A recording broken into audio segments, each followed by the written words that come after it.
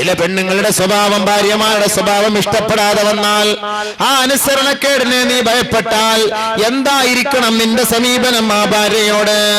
ആദ്യമായി ഇസ്ലാം പഠിപ്പിക്കുന്നു, അവൾക്ക് നീ നല്ല ഉപദേശം നൽകണം. ഒന്ന് നമ്മുടെ അടുത്തൊന്ന് ചൂടായി എന്തെങ്കിലുമൊക്കെ ഒന്ന് പറഞ്ഞു പോയി, എടുത്ത പടിയിൽ അങ്ങോട്ട് ചാടി അടിയും കൊടുത്ത് എന്റെ വീട്ടിൽ പോയി എനിക്ക് ഇനി വേണ്ട, എന്നെ ഒടുക്കത്തെ തലാക്കല്ലേ ഇരിക്കുന്നു എന്നും പറഞ്ഞ് നമ്മൾ ഒറ്റയടിക്ക് അങ്ങോട്ട് തലാക്ക് ചെല്ലണ്ട. ഉപദേശിക്കണം. ചില പെണ്ണുങ്ങളാണ് നിന്റെയും മുറുമുറുപ്പൊക്കെ കാരണം ചില സമയത്ത് അങ്ങ് ദേഷ്യപ്പെട്ടു, എത്രത്തോളം സ്നേഹമാണെങ്കിലും, കാരണം നമ്മൾ അത്രത്തോളം പീഡനങ്ങളാണ് അവരോട് കാണിക്കുന്നത്. പിന്നെ അവരെടുത്ത് പോയിട്ട് ഇങ്ങനെ ചൊറിഞ്ഞിരിക്കാൻ പാടുണ്ടോ? അതാണ് അള്ളാഹുവിന്റെ റസൂൽ തന്നെ പറയുന്നത്, ലാ യഫ്റുഖു മുഅ്മിനുൻ മുഅ്മിനതൻ ഇൻ കരിഹ മിൻഹാ ഖുലുഖൻ വറളിയ മിൻഹാ ആഖർ. നിങ്ങൾ ആരും നിങ്ങളുടെ ഭാര്യമാരോട് ചൊറിഞ്ഞ വർത്താനം പറയരുത്. ഫറക്കാന്ന് പറഞ്ഞാൽ ചൊറിഞ്ഞു തന്നെയാണ് എന്റെ അർത്ഥം. എന്ന് പറഞ്ഞാൽ അവർക്ക് ഇഷ്ടപ്പെടാത്ത ഒരു മോനങ്കല, ഇങ്ങനൊരു ജോലിയില്ല, ഇങ്ങനെ മോനങ്കല തന്നെ വന്നിരുന്നു. ഇങ്ങനെ എന്തെല്ലാം ബിരിയാണിക്ക് വേണമെങ്കിൽ ബിരിയാണി വെച്ചു കൊടുത്ത്, മട്ടൻ ചാപ്സ് വെച്ചു കൊടുത്ത്, കോഴിയെ ഫ്രൈ ചെയ്ത് കൊടുത്ത്, ചമ്മന്തി രസം വേണമെന്ന് അതും വെച്ച് കൊടുത്ത്, പിന്നെയും മുനങ്ങിക്കൊണ്ടിരിക്കുന്നുണ്ടല്ലോ. ഇങ്ങനൊക്കെ പിന്നെ എന്താ വെച്ച് കൊടുക്കേണ്ടത്? അപ്പൊ അതുകൊണ്ട് അവരെ നമ്മൾ സമാധാനിപ്പിക്കണം, സന്തോഷിപ്പിക്കണം. അവർ ഇത്രയൊക്കെ നമുക്ക് ചെയ്തു തരുമ്പോ അവരെടുത്ത് പോയിട്ട് ഇങ്ങനെ ഇരുന്ന് മുനങ്ങിയ വർത്താനം പറഞ്ഞാൽ അവർക്ക് ഇഷ്ടപ്പെടുവോ? ഇനി അങ്ങനെ പറഞ്ഞെങ്കിൽ എന്ത് ചെയ്യണം? മോളെ സബീന, ഡേ ഞാൻ നിന്റെ ഭർത്താവല്ലടേ, നീ എന്തിനാടെ എന്നോടൊക്കെ ഇങ്ങനെ ചൂടാവുന്നത്? ഉപദേശം. ഇച്ചിരി ജിലേബിയും ലഡു ഒക്കെ മേടിച്ചു കൊടുത്തൊക്കെ ഇഷ്ടപ്പെട്ടൊക്കെ രണ്ട് നൈറ്റിയൊക്കെ വാങ്ങിച്ചിട്ട് കൊടുത്തിട്ട് പറയണം, ഓ അമ്പോ ഹൂകമം കാക്ക മലന്ന് പറക്കും. ആ മോളിൽ പോയി നോക്കിയാൽ മതി, കാക്കയുടെ മോളിൽ പോയി നോക്കിയാൽ കാക്ക മലന്ന് പറക്കുന്ന പോലെ നമുക്ക് തോന്നുന്നു. ഇങ്ങനെയൊക്കെ നമ്മളെ കളിയാക്കിയിട്ടൊക്കെ പറയും. അപ്പൊ നമ്മളവിടെ ഉപദേശിക്കണം. നല്ല ഉപദേശം നൽകി, നീ ഇങ്ങനെ ചെയ്യാൻ പാടില്ല, എന്റെ ഭർത്താവല്ലേ, ഞാൻ എന്ത് കഷ്ടപ്പെട്ട ഞാൻ രാവിലെ MIT ഒക്കെ ആയിട്ട് എത്ര വെയിൽ കൊണ്ടുപോകുന്നു, എവിടെല്ലാം കറങ്ങിയിട്ടാണ് നിനക്ക് ഞാൻ ഈ ഒരു ആഹാരം മേടിച്ചുകൊണ്ട് തരുന്നത്, എന്നിട്ട് നീ എന്നോട് ഇങ്ങനെയൊക്കെ കാണിക്കുന്നത് ശരിയാണോ? നീ അതുകൊണ്ട് എന്നെ ഇങ്ങനെയൊക്കെ പറയല്ലേ. നല്ല ഉപദേശം. ചിലപ്പോൾ അവൾ ഒറ്റയ്ക്ക് ഇരുന്ന് ചിന്തിക്കും, ശരിയാ, എൻ്റെ ഇക്കായ ഞാൻ ആവശ്യമില്ലാത്തൊക്കെ പറയുന്നു, എൻ്റെ ഇക്ക മരിച്ചുപോയി കഴിഞ്ഞാൽ ഞാൻ എന്ത് ചെയ്യും, എൻ്റെ മക്കൾ എന്ത് ചെയ്യും? അപ്പൊ നമ്മളതൊന്നും പറയാൻ പാടില്ല. നമ്മുടെ ഭാഗത്ത് എന്ന് പറയുന്ന ഏറ്റവും വലിയ തെറ്റാണത്. പെണ്ണ് സ്വീകരിക്കട്ടെ, പെണ്ണ് മനസ്സിലാക്കട്ടെ. ശരിയായില്ല, 2-3 ദിവസമൊക്കെ കളിക്കളിയാറായി, പിന്നെ ഉപദേശിച്ചു നോക്കി, കബൂലാവുന്നില്ല. പിന്നെയും കുഴല് സുന്ദരിപ്പിനകത്ത് വെച്ചാല് എങ്ങനെയാണോ അതുപോലെ തന്നെ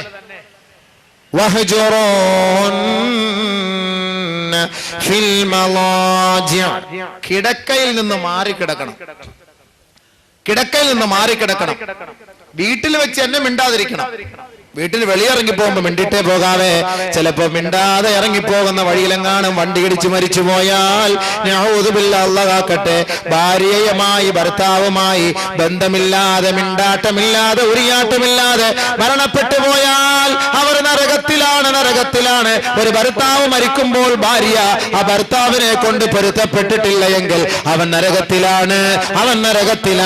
ഒരു ഭാര്യ മരിക്കുമ്പോൾ ആ ഭാര്യയ്ക്ക് ഭർത്താവുമായി ഒരു പൊരുത്തക്കേടുണ്ടായി എങ്കിൽ അവൾ നരകത്തിലാണ്, അവൻ നരകത്തിലാണ്. അതുകൊണ്ട് രണ്ടുപേരും നരകത്തിന്റെ അവകാശികളാകാൻ പാടില്ല. വീട്ടിൽ വെച്ച് തന്നെ നിങ്ങൾ മിണ്ടാതിരുന്നോ. വീട്ടിൽ നിന്ന് പുറത്തേക്ക് പോകുമ്പോ സലാം ചൊല്ലി പുറത്തേക്ക് പോയിക്കോ. കൂടുതലൊന്നും സംസാരിക്കാൻ പറ്റൂല, കാരണം ഇവളുടെ പീഡനം അത്രത്തോളായിരുന്നു. അടിയുടെ ഊക്ക് ഭയങ്കരമായി പോയി. ഒരൊറ്റ ഒരെണ്ണം വെച്ചിങ്ങി തന്ന്, പക്ഷെ അടി ഭയങ്കരമായി പോയി. അപ്പൊ അതുകൊണ്ട് മിണ്ടാൻ തോന്നില്ല. എങ്കിലും ഇറങ്ങി പോകുമ്പോ അസ്സലാമു അലൈക്കും സലാം പറഞ്ഞിട്ട് പോയാലേ അൽഹംദുലില്ലാഹ്, അപ്പൊ മിണ്ടിയത് പോലൊക്കെ തന്നെ. നീ എങ്ങാനും പോയിട്ട് മരിച്ചു പോയാലോ, അപ്പൊ രണ്ടുപേരുടെ തൃപ്തിയില്ലാത്ത അവസ്ഥയിൽ നീ മരണപ്പെട്ടു പോയി. അപ്പൊ അതുകൊണ്ട് അത് ഉണ്ടാകാൻ പാടില്ല. അതുകൊണ്ട് ബഹുമാനമുള്ള സഹോദരങ്ങളെ, രണ്ടാമതായി വലാ തഹ്ജുറു ഇല്ലാ ഫിൽ ബൈത്ത്, വീട്ടിൽ വെച്ചിട്ടല്ലാതെ അവളുമായി വിട പറഞ്ഞ് മാറി നിൽക്കാൻ പാടില്ല, വിട്ടുപിരിയാൻ പാടില്ല. ഇങ്ങനെ രണ്ടാമത്തെ കാര്യം നീ ഒന്ന് ചെയ്ത് നോക്ക്.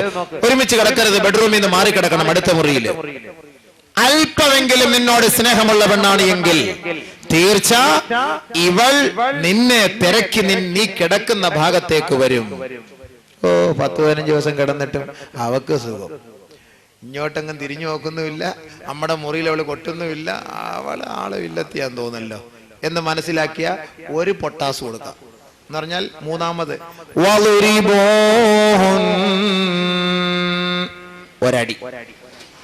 ഒരടി എന്ന് പറയുമ്പോൾ പടച്ച തമ്പുരാനെ, കയ്യില് തഴമ്പുള്ളവരെ വെച്ച് വീക്കുന്ന പോലെ വീക്കിയൊക്കെയല്ലേ, എന്നാ പിന്നെ ഒന്നും അതിന് കാണൂല, കഷ്ടം. അത് കൊള്ളാനുള്ള കപ്പാസിറ്റി ഒന്നും ഇല്ല. പിന്നെ ഇവത്തിങ്ങളുടെ ഈ വായിന്ന് വരുന്നത് കേൾക്കുമ്പോൾ എന്ത് ചെയ്യാനാ എന്ന് 32 നേതാക്കന്മാരെ ഒറ്റ അടിക്കകത്താക്കി കളയും. ആ നിലയ്ക്കുള്ള അടിയാണ്. അങ്ങനെ അടിക്കല്ലേ പെണ്ണിനെ അടിക്കല്ലേ. ഗൈറ മുബർരിഹ്, പൊട്ടാത്ത അടി അടിക്കണമെന്നാണ് പ്രവാചകൻ പഠിപ്പിക്കുന്നത്. പൊട്ടാത്ത അടി അടിച്ച് ഇങ്ങനെ കൊണ്ടുവന്നിട്ട് അങ്ങനെ വെച്ചെടുക്കല്ല. അങ്ങനെ എടാ എന്താ എന്നാ ഇവിടെ അഹങ്കാരം കുറച്ചുകൂടെ കൂടും. ചില പണ്ഡിതന്മാർക്ക് പറയുന്നത് തുണി വെച്ച് അടിക്കണമെന്ന്. തുണിയൊക്കെ വെച്ചിട്ട് അടിച്ചിട്ട് ഇപ്പൊ എവിടെ നോവാനാ? ഞാൻ പറയുന്നത് തുണി നനച്ചിട്ട് ഒരെണ്ണം കൊടുക്കണം, അപ്പൊ ഉഷാറായിരിക്കും. ഇനി നനച്ചിട്ട് കൊടുക്കണമെന്ന് വല്ലതും പറഞ്ഞത് നനവെന്നുള്ളത് മറന്നുപോയോ വിട്ടുപോയോ എന്നറിയില്ല. തുണി വെച്ചിട്ട് അങ്ങോട്ട് അടിച്ചാൽ എന്താ, പൊടി പോലും ഇന്ന് തുണി വെച്ച് അടിച്ചാൽ പോകില്ല. അപ്പൊ അതൊരു താക്കീത്. ചില പെണ്ണുങ്ങൾക്ക് 2 പൊട്ടീര് കൊടുക്കാതെ നന്നാവുകയില്ല. അത് ഉമറുൽ ഫാറൂഖ് റളിയല്ലാഹുവിന്റെ കാലഘട്ടത്തിൽ അങ്ങനെയാണ്. ഉമറുൽ ഫാറൂഖ് റളിയല്ലാഹു തആലാന്റെ കാലഘട്ടത്തിൽ പോലും ഉമറിന്റെ ഭാര്യ പോലും ഉമറിനോട് കയർത്ത് സംസാരിക്കുമായിരുന്നു. കയർത്ത് സംസാരിക്കുന്ന ഉമർ ഖത്താബ് റളിയല്ലാഹു അൻഹു സഹിക്ക വയ്യാത്തൊരു കാര്യമാണ്. ഒരു ദിവസം ഇങ്ങനെ നീ ആരോടാടി കയർത്ത് സംസാരിക്കുന്ന അറിയോ? ബഹുമാനപ്പെട്ട ഉമർ ഫാറൂഖ് റളിയല്ലാഹു അൻഹു ചോദിച്ചപ്പോൾ ഉമറിന്റെ ഭാര്യ പറഞ്ഞു, ഓ ഞാനിപ്പോ ഇങ്ങടുത്ത് കയർത്ത് സംസാരിക്കുന്ന വലിയ കാര്യം, പ്രവാചകന്റെ പത്നിമാര് പോലും കയർത്ത് സംസാരിക്കുന്നു. പിന്നെ അത് കേട്ടപ്പോൾ ഉമർ ഫാറൂഖ് റളിയല്ലാഹു അൻഹു വല്ലാത്ത ഒപ്രാളായി പോയി. പ്രവാചക പത്നി ബഹുമാനപ്പെട്ട ഉമർ ഫാറൂഖിന്റെ മകളും കൊണ്ട് ഹഫ്സ റളിയല്ലാഹു തആല അൻഹ നേരെ ഹഫ്സ റളിയല്ലാഹു തആല അടുക്കലേക്ക് പോയി. ഹഫ്സ, നീ പ്രവാചകനോട് കയർത്ത് സംസാരിക്കുമോ? ചിലപ്പോ ഞങ്ങൾ എന്തേലൊക്കെ ദേഷ്യം വരുമ്പോ എന്തേലൊക്കെ ഒന്ന് പറഞ്ഞു പോകും. പക്ഷെ വൈകിട്ടങ്ങ് സോൾവ് ആവും ഞങ്ങളങ്ങ്. ഇനി മേലിലെങ്ങാനും പ്രവാചകന്റെ മുഖത്ത് നോക്കി വല്ലത് നീ സംസാരിച്ചാൽ പിന്നെ ഉമറിന്റെ തനിനിറ നീ കാണും. ഇനി മേലിൽ ഹബീബിനോട് ഒരു കാര്യം നീ ചോദിച്ചു പോകരുത്. നിനക്ക് ഇഷ്ടമുള്ളത് സല്ലി, നീ എന്നോട് ചോദിക്ക്, ഞാൻ തരും. നിന്റെ വാപ്പയാണ് ഞാൻ, എനിക്ക് സ്വത്തുണ്ട്, ആ സ്വത്തിൽ നിന്ന് നിനക്ക് ഞാൻ തരും. നീ ഇനി മേലിൽ ഹബീബിന്റെ അടുക്കലേക്ക് പോയി ചൂടാവുകയോ ചോദിക്കുകയോ ചെയ്യരുത്. കണ്ട, ഇതാണ് വാപ്പമാരുടെ ഉത്തരവാദിത്തം.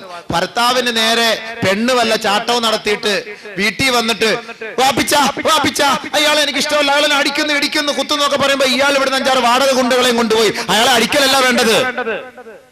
പെണ്ണിന്റെ പിതാവ് മനസ്സിലാക്കണം ആരുടെ ഭാഗത്തുനിന്ന് തെറ്റെന്ന് മനസ്സിലാക്കണം.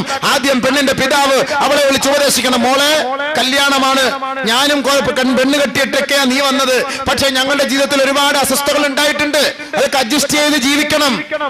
അതല്ലാതെ സന്തോഷകരമായ ഒരു ജീവിതം ഇവിടെ ലോകത്ത് ആർക്കുമില്ല. പറഞ്ഞുകൊണ്ട് പ്രവാചക പത്നിമാര് പോലും തർക്കമുണ്ടായിട്ടുണ്ട്, അതെല്ലാം അഡ്ജസ്റ്റ് ചെയ്ത് പോയ ചരിത്രമേ നമുക്കുള്ളൂ. അതുകൊണ്ട് നീ കുറച്ച് അഡ്ജസ്റ്റ് ചെയ്യണം. നല്ല ഉപദേശം നൽകി കൊടുക്കണം പിതാവ്. അതല്ലാതെ മകള് വന്ന് നെഞ്ചത്ത് അടിച്ചോണ്ട് 2 കരച്ചിൽ പറയുമ്പോഴത്തേക്ക് വാപ്പ ഇതും കേട്ടിട്ട് കുറെ വാടക ഗുണ്ടകളെയും കൊണ്ടുപോയി ആ ഭർത്താവിനെ അടിക്കലല്ല സംസ്കാരം. പെണ്ണിനെ ഉപദേശിക്കണം. ഫാത്തിമ റളിയല്ലാഹു അൻഹ അലി റളിയല്ലാഹു അൻഹുവിന്റെ കുറ്റവുമായിട്ട് പോയില്ല റസൂലുള്ളാഹി സ്വല്ലല്ലാഹു അലൈഹി വസല്ലം തങ്ങളോട്. അലി റളിയല്ലാഹു അൻഹുവിന്റെ കുറ്റവുമായി റസൂലുള്ളാഹി സ്വല്ലല്ലാഹു അലൈഹി വസല്ലം ഞാൻ പറയും, രാഷ്കു വന്നക, ഞാൻ എന്റെ വാപ്പാടത്തുങ്ങളെ കുറിച്ച് പറയും, നിങ്ങൾ എന്നോട് അത്രയ്ക്കും പീഡനങ്ങളാണല്ലോ കാണിച്ചു. ഒന്നുമില്ല, എന്തോ ഇത്തിരി കയർത്തൊന്ന് സംസാരിച്ചു. ചില സ്നേഹമുള്ള പെണ്ണുങ്ങൾക്ക് ഭർത്താക്കന്മാർ എന്തെങ്കിലും ഒന്ന് കയർത്ത് സംസാരിക്കുമ്പോ പിന്നെ കരച്ചിലാണ് എന്ന് പറഞ്ഞാൽ ഭർത്താവ് മരിച്ച മയ്യത്ത് നോക്കിയിട്ട് എങ്ങനെ കിടന്ന് കരയോ അതേപോലെ കരച്ചിലാണ്. ബഹുമാനപ്പെട്ട ഫാത്തിമ റളിയല്ലാഹു തആല അൻഹ നബി സല്ലല്ലാഹു അലൈഹി വസല്ലം തങ്ങളുടെ അടുക്കലേക്ക് പോയി. അലി റളിയല്ലാഹു അൻഹു പതുക്കെ പിറകെ പോയി. എന്താ പറയുന്നതെന്ന് ഞാനും ഒന്ന് നോക്കട്ടെ. പതുക്കെ പോയി ഒളിച്ചു നിന്നിട്ട് നബിയെ, ഒപ്പിച്ച എന്നോട് ദേഷ്യപ്പെട്ടൊക്കെ സംസാരിക്കുന്നു, ഒപ്പിച്ച വല്ലാത്ത ചില സമയത്തൊക്കെ മുഖം കറുപ്പിച്ചിട്ടൊക്കെ സംസാരിക്കുന്നു, വാപ്പിച്ച എനിക്കൊരു വല്ലാത്ത പേടി പോലെ എന്നൊക്കെ ഇങ്ങനെ ബഹുമാനപ്പെട്ട ഫാത്തിമ റളിയല്ലാഹു തആല അൻഹ നബിതങ്ങളോട് അലി റളിയല്ലാഹു അൻഹുവിനെ കുറിച്ച് കുറ്റം പറഞ്ഞപ്പോ ബഹുമാനപ്പെട്ട പ്രവാചകൻ മഹദിയായ ഫാത്തിമ റളിയല്ലാഹു അൻഹയെ തലോടിക്കൊണ്ട് അല്ലാഹുവിന്റെ റസൂലിന്റെ ഹളറത്തിലേക്ക് ഇരുത്തുകയാണ്. എന്നിട്ട് പറഞ്ഞു, വസ്മഈ, മോളെ നീ കേൾക്കണം, അത് നിന്റെ ഭർത്താവാണ്, ആ ഭർത്താവിനോട് നിനക്ക് ഒരുപാട് കടപ്പാടുണ്ട് മോളെ.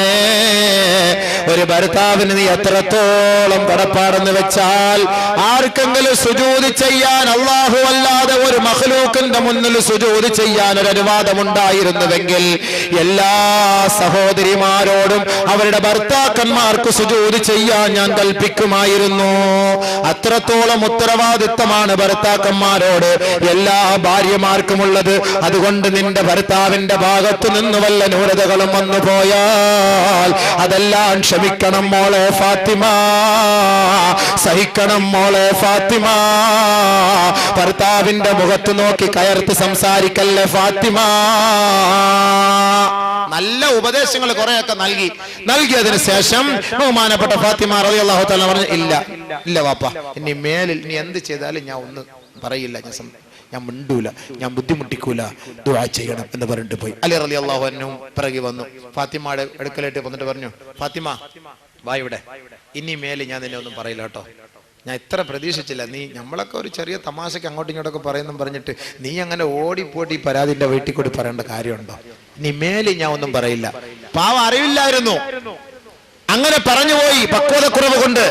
അലി റളിയല്ലാഹു അൻഹു മാപ്പ് പോലെ ഫാത്തിമ ബിയുടെ കൈക്ക് പിടിച്ചിട്ട് പറഞ്ഞു, ഇനി ഞാൻ ഒന്നും നിന്നെ പറയുകയില്ല, നിന്നോട് ഞാൻ ദേഷ്യപ്പെടുകയില്ല. ഫാത്തിമ റളിയല്ലാഹു തആല പറഞ്ഞു, ഇല്ല, എനിക്ക് അബദ്ധം പറ്റിപ്പോയി, എനിക്ക് തെറ്റ് പറ്റിപ്പോയി, ഇനി മേലിൽ എന്റെ ഭാഗത്ത് നിന്ന് ഇങ്ങനെ ഒരു വീഴ്ച ഉണ്ടാവുകയില്ല എന്നും മഹദിയായ ഫാത്തിമ റളിയല്ലാഹു തആല അൻഹ